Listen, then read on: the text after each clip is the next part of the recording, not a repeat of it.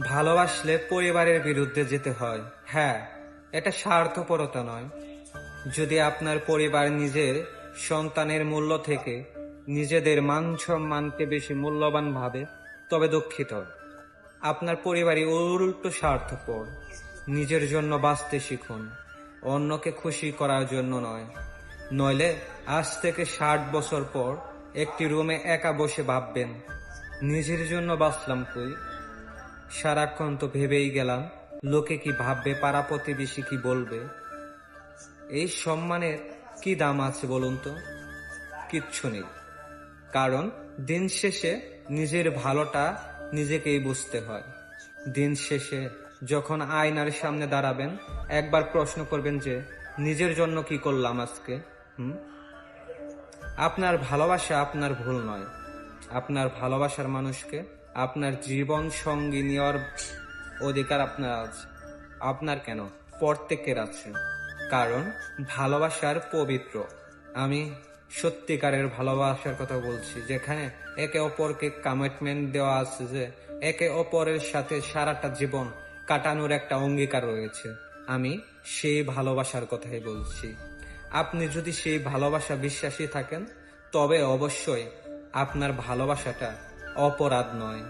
তবে অবশ্যই আপনি আপনার ভালোবাসার অধিকার ছিনিয়ে নিতে একটু তো লড়াই করতেই পারেন, সেটা পরিবারের সাথে হোক কিংবা সেটা সমাজের সাথে। কারণ আর কেউ মানুক বা না মানুক, আপনি তো জানেন আপনার ভালোবাসা 100% খাঁটি। যদি আপনার এই সঠিক সিদ্ধান্তের জন্য আপনার পরিবার কষ্ট পায়, তাহলে একটু ধৈর্য ধরুন, অপেক্ষা করুন। মানুষটাকে হারাতে দিবেন না প্লিজ। ভালোবাসার মানুষ একবার হারালে ইহকাল আর ফিরিয়ে পাবেন না। ভালোবাসার লড়াই করতে হয়, চোখে জল ফেলতে হয়, স্যাক্রিফাইস করতে হয়। সত্যিকারের ভালোবাসা এমনি এমনি সার্থক হয় না, সেটার পেছনে অনেকটা স্ট্রাগল থাকে, এবং সেই কারণেই তো সত্যিকারের ভালোবাসা অমর হয়ে থাকে। আফসোস নিয়ে 60 বছর বাজার থেকে ভালোবাসার মানুষটি হোক জন্ম জন্মান্তরের। কথা দিয়ে কথা রাখতে পারলে সব ভালোবাসায় পূর্ণতা পায়। আর ভালোবাসা যদি বিশ্বাস আর ভরসা থাকে, তাহলে এভাবে যুগের পর যুগ একসাথে কাটিয়ে দেওয়া যায় কোনো রকম টেনশন ছাড়াই।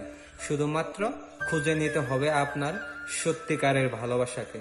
যদি ভরসা থাকে আপনার ভালোবাসায় আপনার প্রিয় মানুষটির উপর, তাহলে একটু ধৈর্য ধরুন, হাল ছাড়বেন না প্লিজ। সো ফ্রেন্ডস, আমি কাব্য তোমাদের সাথে। ভালো থেকো।